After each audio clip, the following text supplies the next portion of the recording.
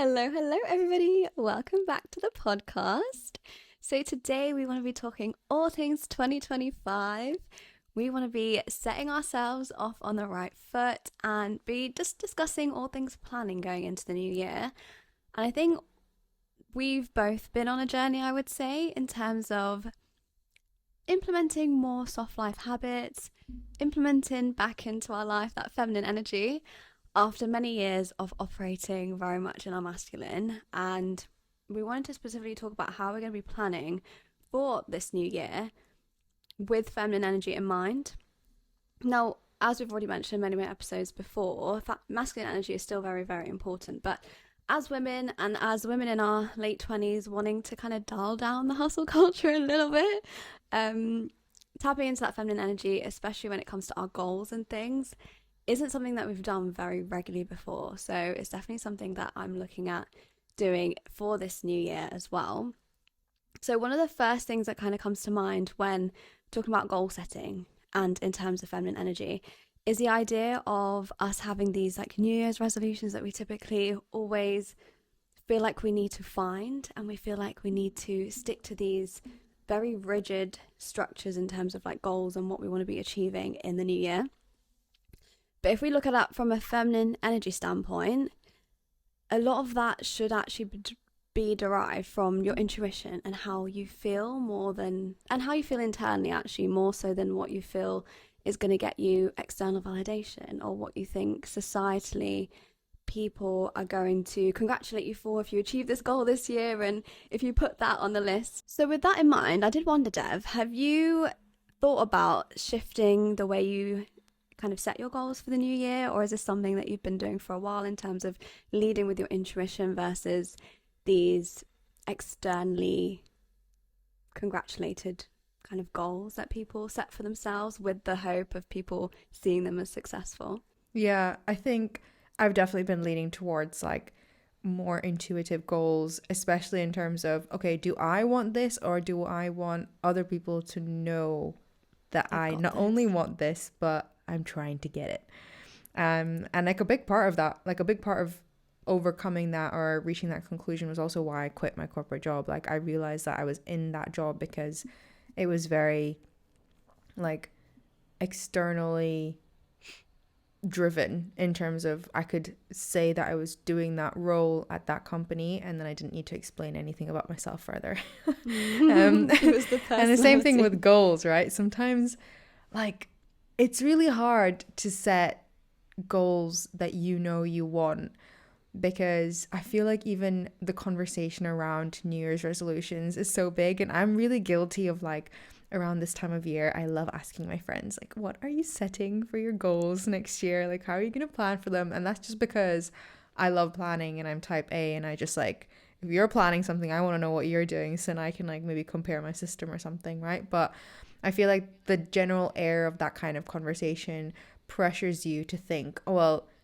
do I need to be planning for something big? Do I need to change my life and then also tell other people about it so then other people think I'm like really like obsessed with improving and being more efficient and earning more money and getting a promotion and all this stuff, when actually I just literally don't care.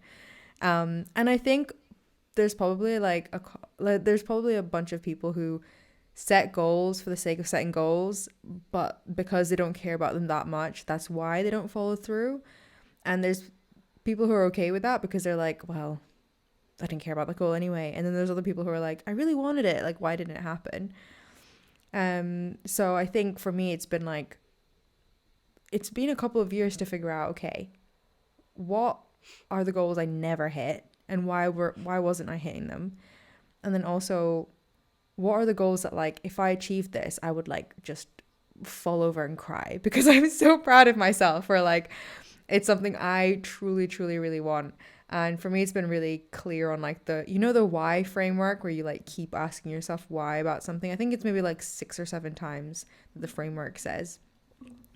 But doing that has really helped me be more intuitive with the goals I set for myself and make sure that they're not externally driven. And asking yourself why like over and over and over again really helps you weed that external the need for external validation out, or it kind of uncovers the true reason behind you maybe going after a specific goal. But what about you? Have you first of all like changed the kinds of goals you set, and also have you changed the way you set the goals as well? Yeah, so I think I do still like the idea of having like 1 to 3 actual specific goals for the year. I think what's changed for me is the amount of pressure I put on those, but also the amount I have altogether. Like, I used to have this habit of feeling like I had to build up a big list of these specific goals at the beginning of the year, and I want to look back at the end of the year and know that I've ticked this big list off and that I've been super productive, and that's how I'm going to feel successful for the year. But I think now the way I'm looking at it is quite different. And I think in the past year as well, because I've been on this journey anyway, I think it's naturally led me to become a bit more just in tune with like what I actually want versus what I think might look good to other people, and what I hope that by me doing X, it's going to like elicit some sort of response and of like me looking successful as much as like feeling it myself. So I think with things like, I guess because in the past year, I've actually done things that at the beginning of the year I didn't even think was possible. Like the business I started, I did not set the intention at the beginning of the year to even start a business in that area, full stop. I didn't even know that that job existed. So reflecting on that, I've kind of realized that my best ideas and the best kind of the the way I measure success now, like I can't look at it in the lens of, oh, what looks successful. It's got to be genuinely like what interests me, what do I want to spend my time on, and what is going to make me feel more fulfilled day to day. So that's what, like, where I'm steering my goals now, more so than I did before.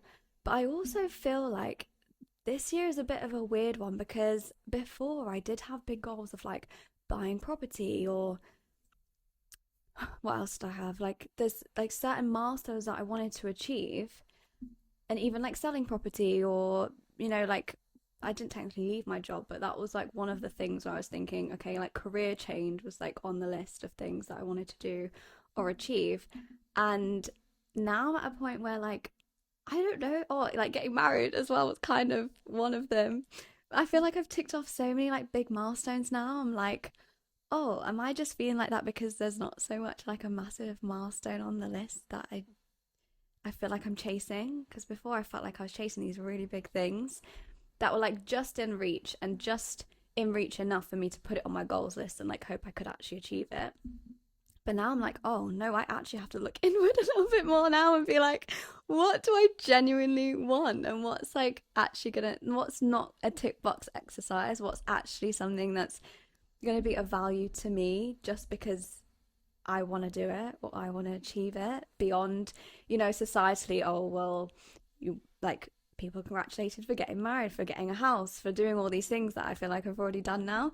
So I think that's also been a shift that I want to recognize, because I'm like, well, I've done all these externally, like what things that look externally successful already, but at the same time, there's a lot of things I want to do in my career and stuff, but I'm also trying to think more in terms of, okay, what am I just going to allow to happen, and what am I going to just like be more intuitive about when it comes to those things, rather than being like, okay, I'm going to set this goal to grow it to X numbers, or do you know what I mean, like being very rigid in terms of like stats for things, or the money I want to earn, things like that. I haven't really thought too much about that as much this year as I usually would. Do you mean like being Although, specific with numbers? yeah, so you like in previous years, I've definitely put like I want to earn X amount of money in the year. Now because I do work for myself now, I still do have an idea of like how much I want to earn, because I want to make sure I'm on track, and like I want to make sure I'm growing my income, because the sky's the limit when you earn your own from your own like business and stuff. Like you don't really, it's not salary, it's not capped.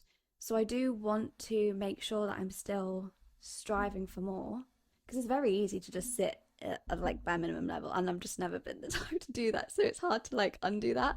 But at the same time, I don't feel as much pressure on it as much as I did before. I wasn't like feeling like, oh, I failed if I haven't reached this. Yeah, I think that's the feminine difference. part. Yeah. Yeah. What about you though? Have you felt a shift now that you're starting your first year of self-employed life? Like officially, do you feel like there's been a shift in how you set your goals for yourself in that sense? Or Yeah, for sure. But I've definitely seen it as a shift in more of a fun way, to be honest, because yeah. so I've always set goals and like taken part in the whole resolution. What habits do I need? What do my routines look like? Doing all this kind of stuff. But I've never included career as part of that. In my head, I don't know why, but for some reason I've always been like, well, career is guaranteed. Like, what's the point in saying I want to go for promotion this year when like promotions happen on a 2-year cycle? Like, you're likely to get it. I'm not completely crap at my job, so there's probably some like prediction where I know I'm gonna get it, and I'll do what it takes to actually have to get it. So I always never really included anything career related in my goals list.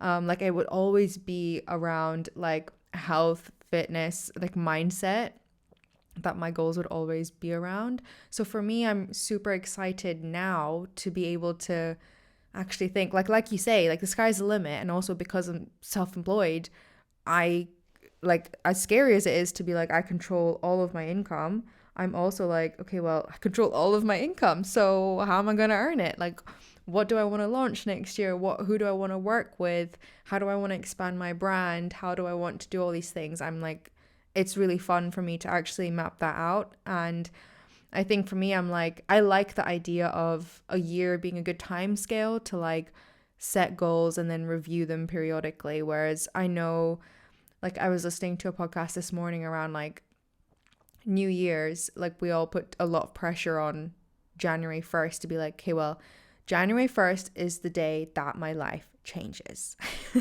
And yeah, it's like you leave all the power in the new year rather in your ability to actually like carry out on your, well, follow through on what it is you want out of your life. So I'm excited to be like, okay, well, like even now I'm planning for it, and I'm not necessarily saying that, okay, January 1st is when my business is going to explode. It's like more, I like the structure of, okay, well, from 12 months, let's see what I can do in 12 months. Then I can compare and like adjust things and iterate in the next 12 months. Whereas from like up until now, I was kind of navigating self-employment and just trying to like find my feet a little bit in terms of like practicality, pensions, actually setting up a business, finding an accountant, all this kind of stuff.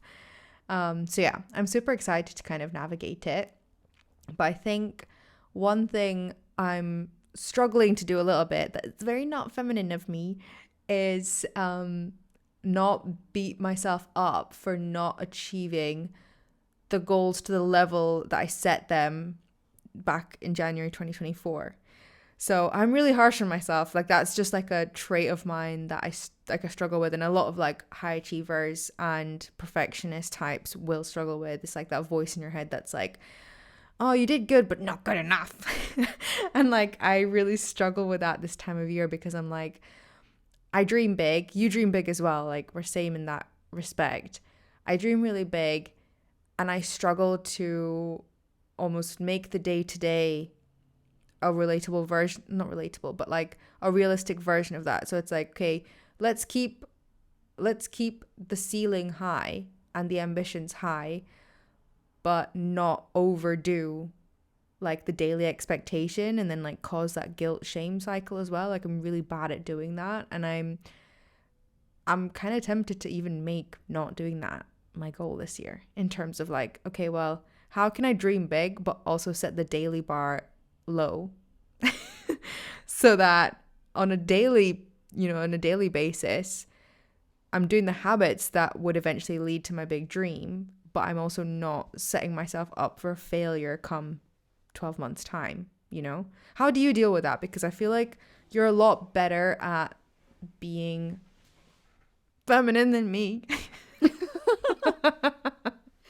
Okay, well, because I was actually going to ask the question, is that in relation to, because initially you talked about how your goals have always been mainly like mindset, health, and fitness related, and not so much on the career side of things. I feel like mine has been very much the opposite. Like, I've been so focused on monetary goals. And maybe that is because I came out of like full time work or 9 to 5 world. This will be my second year now being in the self-employed world.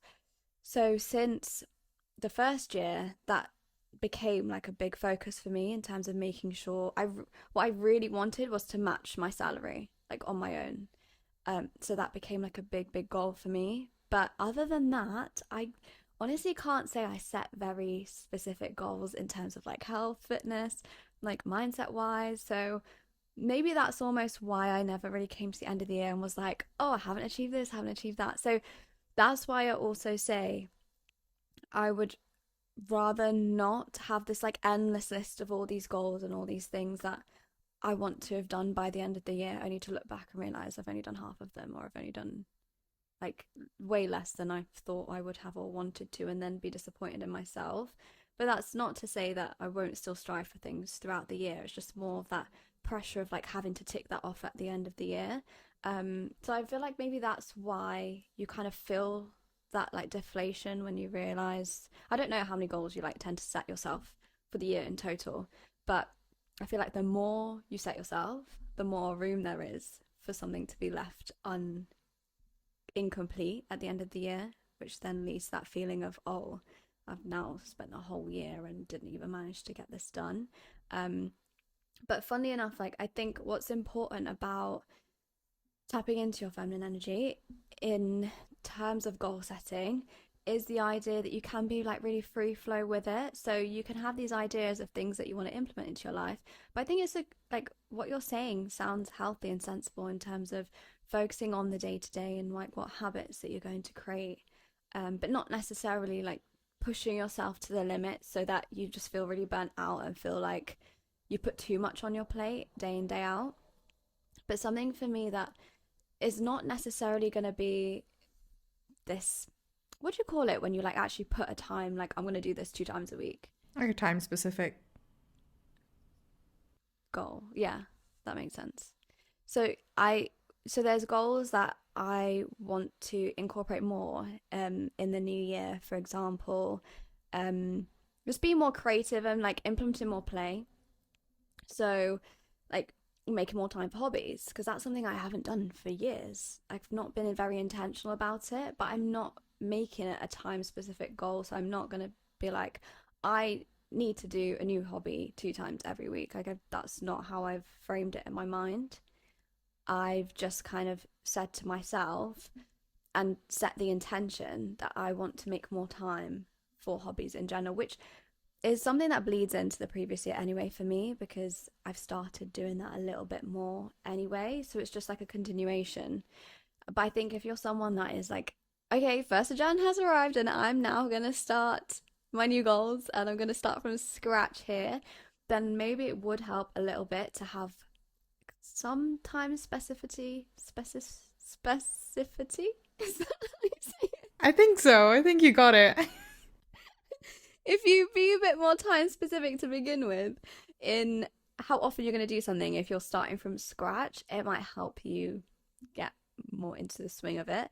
But I think we talked a little bit the end of last year-ish about how starting before the new year helps a lot when you want to like actually get habits kind of formed before the new year. So if there is things that you did lingering into the last like quarter of 2024 that you kind of wanted to start being more serious about in 2025, then hopefully you will have gained a bit of momentum to like pick those up, but not feel the pressure to start something from scratch and new and be able to stick at it instantly. It helps a lot if you've done that groundwork already, but if not, I would say add like a, not even something that's like super demanding. So if you already have a very busy schedule but you want to implement more like creativity or play into your routine, then start with like bi-weekly.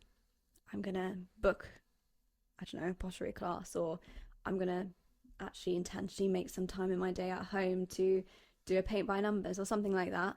But by putting a bit of a time frame on it to begin with, it'll help you like get into that routine a bit better. The only reason I'm saying I haven't put a timestamp on it or like how often I want to do it is because I kind of already started doing that. Like I started paddle that we started doing like every week at the back end of 2024, which is something I want to continue in 2025. But then I want to build on it, and I want to be someone that is a bit more immersed in like just light-hearted stuff and not like so career obsessed. Not that it's not a good thing to like be really driven in your career, but I also feel like part of being in your feminine is allowing yourself to be in that free flow state as much as possible. So when you're implementing like creative hobbies and when you're spending more time doing those things, it also helps you a lot in your work anyway, because especially in the fields that we work in specifically, it helps so much to have like a clearer mind, and you get better ideas and you're more productive in the times that you work anyway when you do have that separation of your time. So that's something that I know is going to benefit me anyway. But that's also not something that outwardly people are going to be like, oh, well done, Farah's got new hobbies. Like no one cares. But that's still something that's like really important to me now that wouldn't have been maybe 5-6 years ago, when I was very much like thinking of these goals in that other sense of what it means to be socially very like seen as successful and seen as you're striving for all these like big things. So that's kind of the shift that I've made with my goal setting. Yeah, and I think the irony is that like people might more commonly put on their goals list or their New Year's resolution is like, oh, I want to find more purpose this year, or I want to be happier this year, or I want to feel more fulfilled with my work.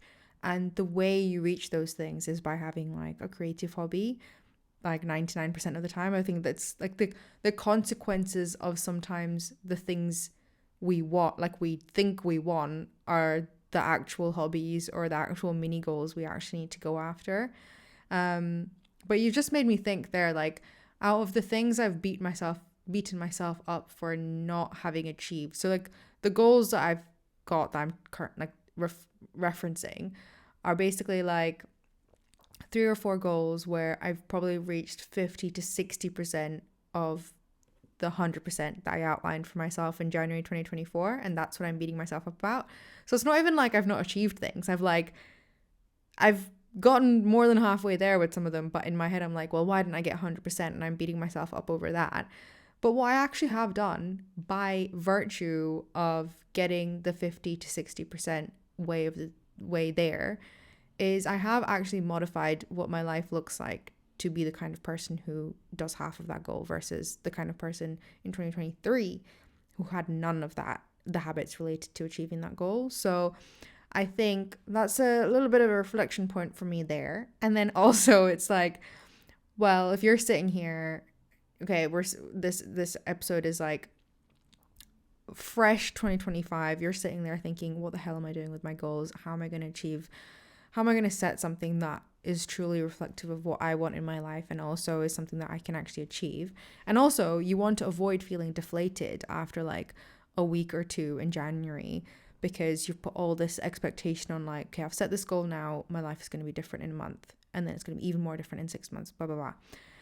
How are you going to actually do that? I don't know if you do this a lot in your goal setting technique or even with manifesting, but like I think even imagining, well, if I want to be the kind of person that has this on their goals list, what does this kind of person do every day?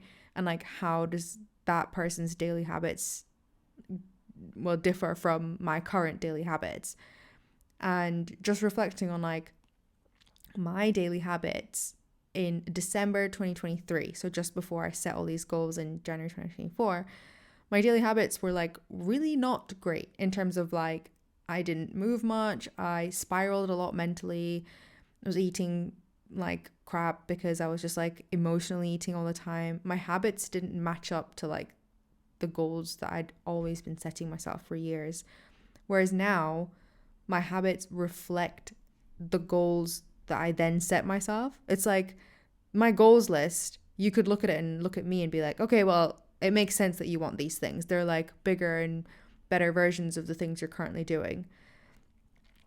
So it takes a lot of like I think, change in your daily habits to try and almost like achieve these goals, which sometimes makes it feel unachievable. But it's just a case of like, okay, well, if I want to do more creative things in my week, how am I making space for an extra 2 hours of things to do every week? What am I currently doing with those 2 hours? For me, like, for example, with reading's always been a freaking goal of mine. Like, every single January, I'm always like, read 25 books. And I always never read that many books, which is annoying because it's not even that many books, but I really struggle to make reading a habit. But this past year, I've read a lot more than I have in previous years consistently. And that's because in my daily habit, I'm thinking, okay, well, I'm scrolling on my phone less. Like, I'm actively scrolling on my phone less. So instead of thinking, I'm going to read more today, I wake up and I'm like, I'm going to try and scroll less today so that I'm more inclined to pick up a book before bed, or when I'm bored, or when I'm sitting on the couch. I don't sit and scroll. I'm like, okay, well, I'm going to actually go get my book and read. So it's like thinking about these adjacent things you can do, and like what the ideal version of yourself would actually choose to do at a given moment in time. And like, these are the things that I'm saying on this episode where I'm like, okay, I need to actually do more of that. Like, I'm happy with the fact that I've started doing that in 2024, and I want to do way more of that in 2025 in terms of like make those better decisions more of the time. It feels a lot less overwhelming to me, and I feel like that was also a bit more intuitive in terms of like, well, I'm just acting as my dream self instead of like setting these like insane rules about how I'm going to change my life and then beating myself up for not doing that. Like, I feel like that's a bit more masculine in terms of being quite dictatory over your own life. But yeah, that's a nice moment of advice and also self-reflection for me.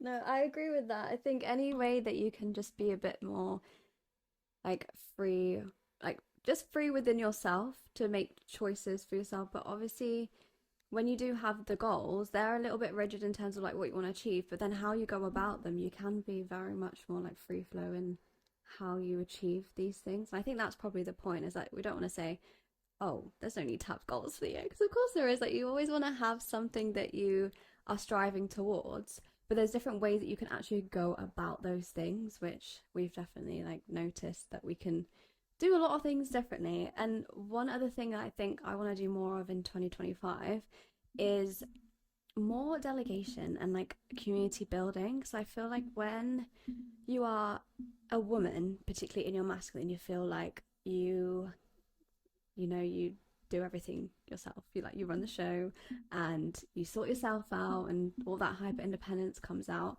when you're operating from your masculine. But something that I've actually started to implement again in 2024, and something that I want to continue more so in 2025, is the idea of delegating tasks that just don't fulfill me and I don't feel like adds to my life, and just don't make me feel good. Things that I don't enjoy, but things that need to get done. And this can be in a range of like, this could actually mean like different things to different people. Like, for me, when one of the first tasks I delegated, I think in 2024, was video editing, like my long form video editing for YouTube and things. It's just something that I never could really find time for. It's something that just took me a very, very long time to even do. And it was just something that I stopped like enjoying doing, and it also like put me off doing the thing and like actually posting and being consistent and doing my job. So I ended up delegating that task and finding a video editor, and it's helped so much with my consistency. Like, I've literally, the whole of 2024, I don't think I missed a week, or Oh my God, maybe since wow. the beginning of the year. Yeah, it's just upped my consistency times like above 100%. It's actually crazy. So things like that, I've just realized, pays off so much when you just invest that little bit more back into yourself and back into understanding what's going to help propel you further, but also recognizing you don't have to do it all on your own. And that's something that I've struggled with for a long time, and that's definitely coming from like a heavily masculine place of feeling like I have to just do everything myself. So that's something I want to continue doing. And there's different areas of my life that I've tried to experiment with it so far. One of them is cooking food. No way. Just in terms of like, how can I cook less but eat at home more? And I know those two sounds like opposite things, but I've just tried to like research or explore like meal delivery services and just things that will help me like eat at home more, but reduce the cooking time or the time I spend in the kitchen, or just all those things that go into eating at home, like your grocery shopping and like getting all your ingredients in line for every single meal and then like spending all the time cooking it. That's something that I want to figure out how to delegate, but I haven't quite got there yet. So that's the goal for this year, is to be able to figure out how I can maybe do that, or just maybe grow my income a little bit more so I can invest in a private chef. Oh my god, you're a private chef. That would be so much better. Do you know what? I've seen so many TikTok videos of people that are private chefs for other people, and they'll like document like what they make for them, and I'm like, you need to come right here and make my food. Oh, I'm so It's jealous. so upsetting because I feel like they're all in America. No, it's such an American thing, actually. I think I don't really see many people in the UK having that vibe, and I get it's very expensive. It's not really something that's available to the masses, but it's something on my list of like where I want to head. Yeah, it's just one of those things that I've just established that I'm not. It's just not something that I want to be taking charge of in my life. I'm obviously now still in a position where I have to just like get on with it, and I'm going to cook my food, and I'm going to still make the intention while I have to eat well at home and still try and avoid takeouts as much as possible while I can't afford my private chef.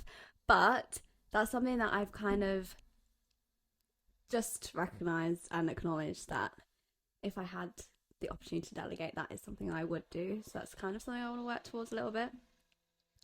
But just the delegation in general, I think it's so underrated for people in our like mindset and position, and just the way we live sometimes, is just to really not think about like building a community of people that are going to help you make your life more enjoyable by doing the things that you don't want to do. Yeah, so that's what you meant by building a community.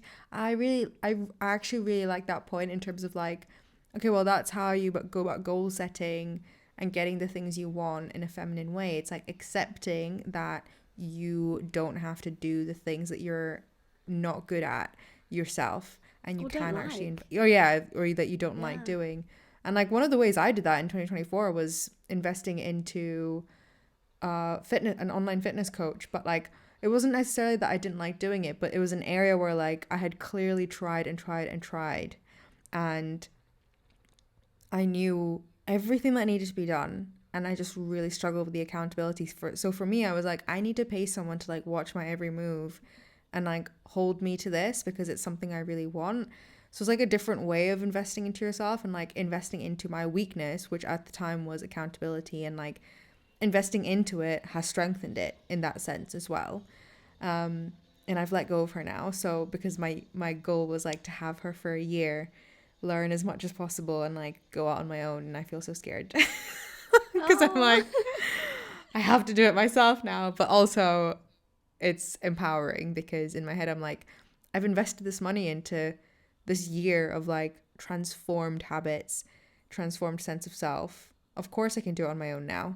And I like the way that you're calling it a community, because like you are building, like I've now got someone in my corner. Like I'm not paying her anymore, but she's still in my corner. She's still like watching me. She's still going to be like a part of this community that I'm building, of people who like want to see me do well. And I think building that sense of like knowing that is so important. So I really love that you brought that up, because I've never really thought about like delegation that way. Mm-hmm. Okay, well, I think that brings us to the end of the episode. We hope we've given you a bit of food for thought in terms of getting your planning done for 2025. I know the year has just begun, but There's still room to make some adjustments to the plan if needed. And please don't feel the pressure to have everything figured out in the first month of the year, even, because it's not all that necessary. And you can change things along the way, but as long as you're just doing things that feel good for you and that make you feel fulfilled and successful in your own right, and not because other people are telling you what success means, then you're on the right path. So if you guys enjoyed this episode, please do give us a thumbs up on YouTube, and definitely give us a rating over on Spotify and Apple Podcasts. And with that being said, we'll catch you in the next episode. Bye, guys. Bye.